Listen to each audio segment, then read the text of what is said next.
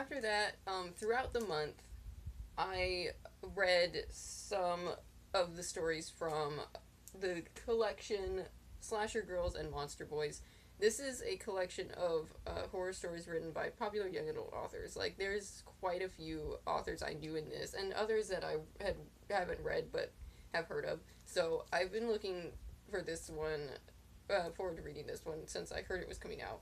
But I actually haven't gotten around to reading it because my library didn't have it. So, but I ended up picking it up when I went to the downtown public library to pick up my summer reading. So, I'm gonna go through each one that I read and give you a short review on that because I think that's the easiest way. Because I can't really review the thing. That's why I decided to do that instead of reviewing it like as a whole book. Okay, so the first story in this is The Birds of Azalea Street by Rova Ren Suma, and I have absolutely no idea who that was. I've never heard anything about her or even him. I'm not even sure, to be honest. I'm sorry. Um, but I really enjoyed this story. It's kind of a retelling of, um, uh, The Birds and Rear Window, and it definitely had a rather Hitchcock flair to it. Um, Essentially, it's about these teenage girls whose neighbor is essentially a creepy pervert. Um, like he's always creeping on them in the neighborhood and everything.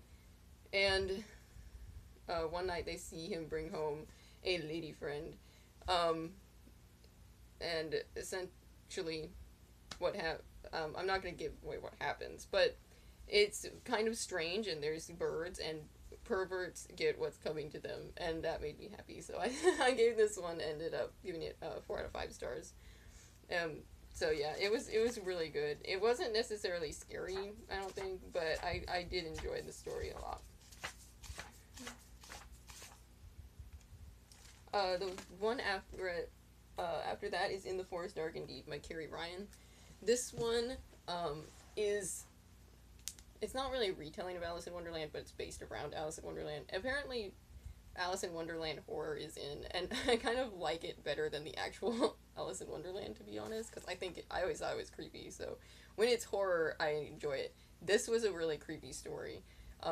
It's about I can't remember the character's name, but when she was a little girl, um she found this tea party set up in the woods, and essentially it was like the Mad Hatter. I mean, sorry, not the Mad Hatter, but the rabbit, and um, but so she was like 7. She would just play with it, and but she'd keep seeing like this giant rabbit in the woods, like humanoid rabbit, really creepy.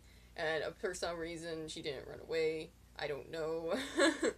But yeah, the this was just creepy story. Like I got freaked out with this one, but it was really good and really kind of both like genuine horror and more psychological horror as well. So I think I gave this one like 3.5 stars. That's probably my rating. Just because maybe 4, just because it creeped me out so much. But I really liked it. It was good. Let's see. And after that, um, was Emmeline by Kat Winters. Now, I really do like Kat Winters' writing. This one, but since the last book I read of hers, um, I I don't want to say this just kind of turned me off her, because it didn't. It's just um I don't know. This story just kind of fell flat for me. Like, it was really disappointing, to be honest. Like, it's supposed to be a ghost story, and it just wasn't. It wasn't. It was neither scary or interesting. It was essentially just about like this. I don't know. This girl ghost who just essentially like seduces men. Woohoo!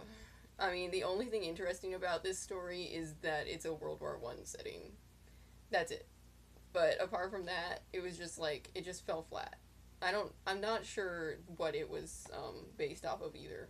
So, but yeah, I think I gave this one 2 out of 5 stars just because it didn't really make sense to me, and it it wasn't very long, and nothing really happened.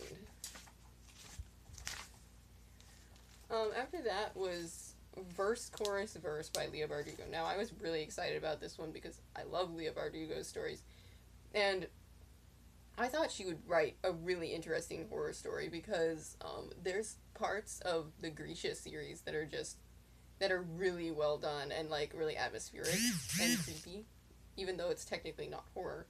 But like the Darkling and stuff was always scary and it was really cool.